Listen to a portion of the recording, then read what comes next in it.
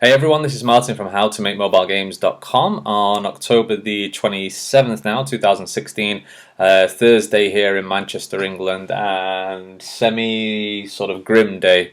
It's a normal day in England, it's usually grey. Pretty happy today though, I actually managed to wake up earlier on time, 9 a.m. It's really weird. I've been going to sleep at like 12 at night, which is early for me. Because that's when my family goes to sleep, and then waking up at 6 in the morning for like an hour, and then being too tired and going back to sleep, and then waking up at 12 in the afternoon.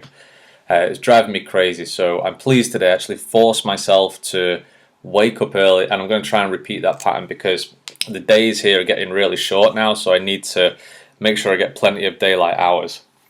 And staying in bed ain't going to do that. So anyway, moving on. This video is an update to the VR and Android game I've been working on, or VR and mobile game that I've been working on this past probably a month to 6 weeks now, on and off. It's not been constant development, obviously, because I've been doing other things. I've been traveling, been going on holiday, obviously doing work stuff as well, you know, looking after the team, having phone calls, revenue summary, all the other stuff that I do, checking the stats, replying to emails and so on. So all of that stuff. So, but I have managed to spend a little bit of time on this, and it's now version 1.1.1.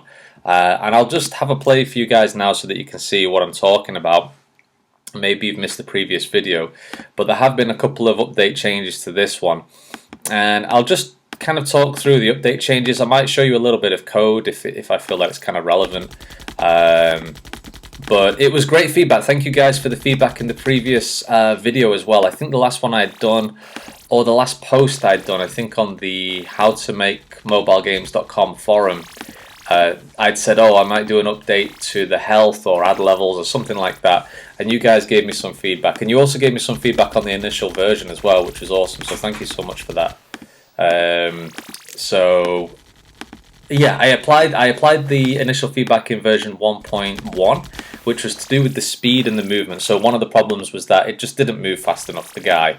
It felt too sluggish, and it felt like you said that you didn't feel like it was in control. So that was one of the major changes that I made.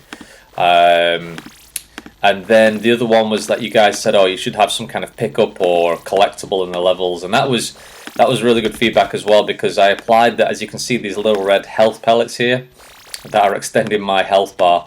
The health bar is going to get huge. I do need to fix that because, I mean, look at it now. It's just, it's massive. And it will continue to grow like forever if you collect these all day.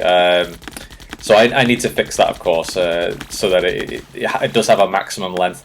But so that really changed the gameplay for me a little bit. That was interesting. It became more of like a collecting type of game.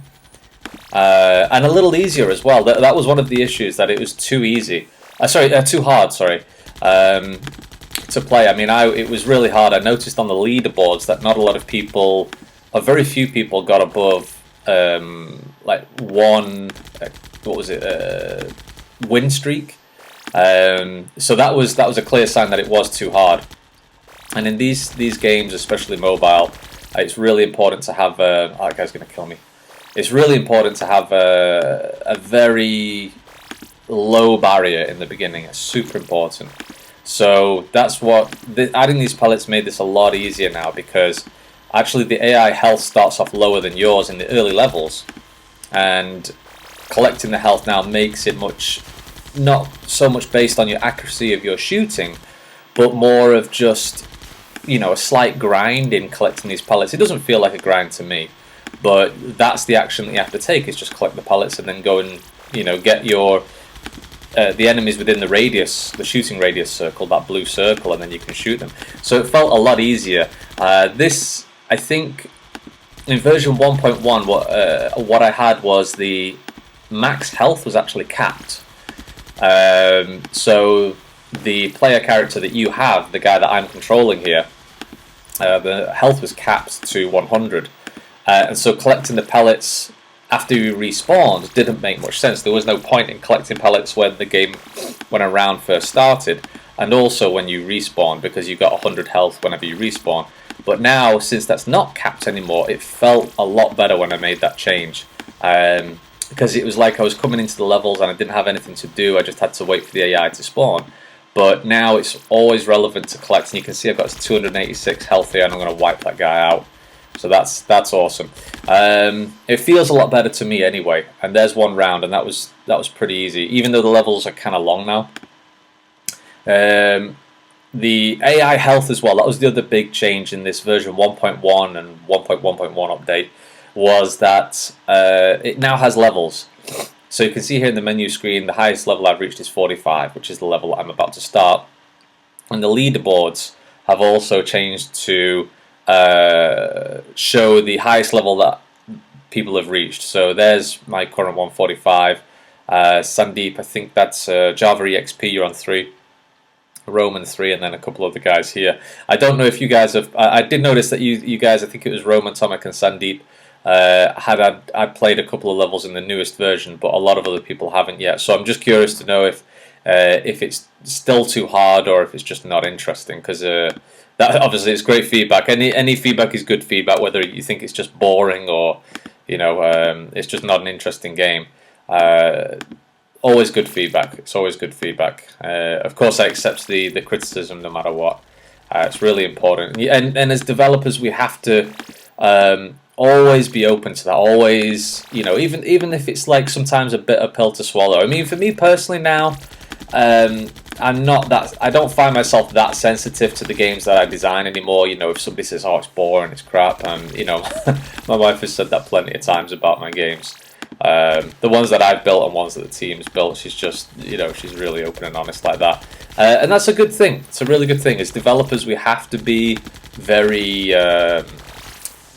very open to that. If people say that it's crap and they don't like it, okay, cool, that's good feedback.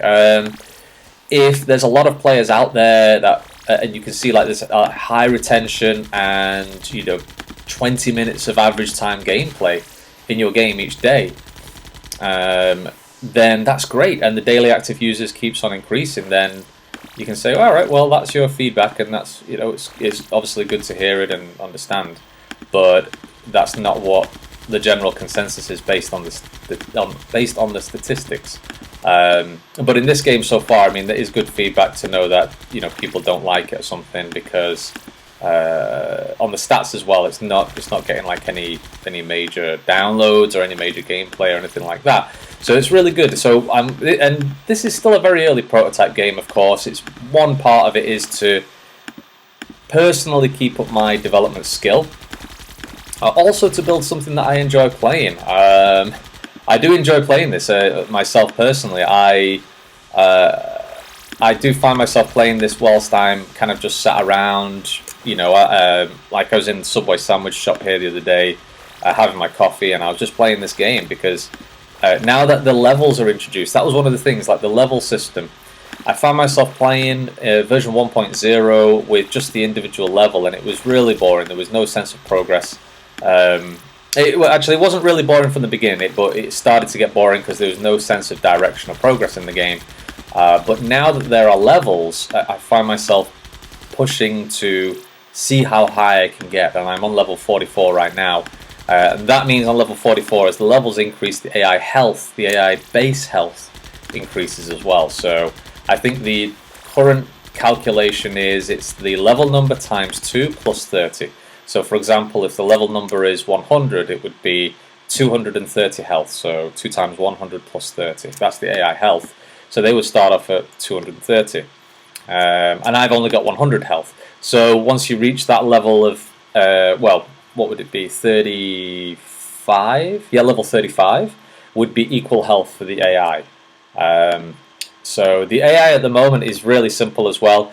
They, every 2 to 7 seconds, all they're doing is choosing I think they're choosing an enemy which is closest. So it's a random range every 2 to 7 seconds, and they'll go to the closest player. If there is no closest player within a 30-meter radius, I think that's how it's calculated. It checks if the distance of the players around them is more than 30 meters. It's just an if-else statement. And then if it's more than 30 meters, what they'll do is just go and find a random health pellet. The random health pellet is not based on distance. It just chooses a random one. So, for example, if the guy's hanging down in the corner here in the bottom right, Oh, he's going to kill me. Yeah. Oh, is he? No, he's not. If the guy was hanging out there in the bottom right, and there was no enemy within 30 meters, it would just go to a random pellet and not necessarily the closest health pellet. So I need to change that. The AI is a little bit dumb at the moment, but it is quite tough because you see that guy there, he actually went to pick up the health pellet. So it adds a little bit more realism to it. Multiplayer was one of the long-term goals of this game, a big feature, but as in a real online multiplayer, which should be pretty interesting, but at the moment it still needs to be fleshed out in terms of its gameplay.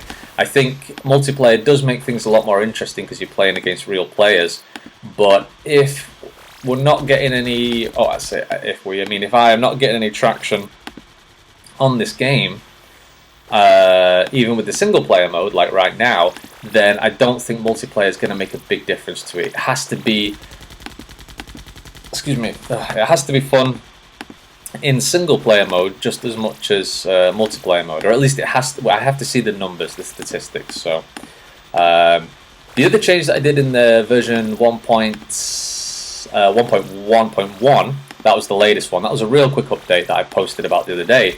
Was just adding the health counter on the left hand side of the health bar and having the health bar not shrink from the center but shrink from the side, so that the number always stays close to the left side of the health bar.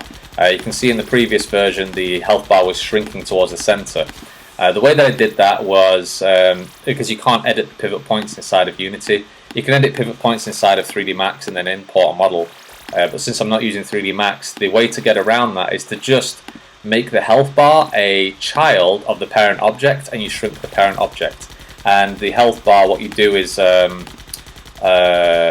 for example, if the parent object is here, you put the visual health bar there on the side, so that it doesn't matter about the child object pivot point, it matters about the parent object pivot point. And as you reduce the scale of the parent object, which is just an invisible object, it reduces the scale of the child object. So and then this health bar is the scale that you update the parent, and the scale of the child objects will get reduced as well as the parent object reduces. So if I was to put the child in the center of the parent object, it would scale to the center. But because I've put the child to the side, right on the edge, it's scaled like that. So that's one way around to get around the pivoting problem. If you've got 3D Max or Maya or any other 3D editing application, then you can just change the pivot point of the the pivot point of the geometry, which is it's an easier way to do it. Of course, I would just do that rather than messing around with parent objects, because it's not as intuitive what's going on, because you might come back and look at it later and you'll be like, why did I do that? You know, that's often the way with code. So on a personal note as well, guys,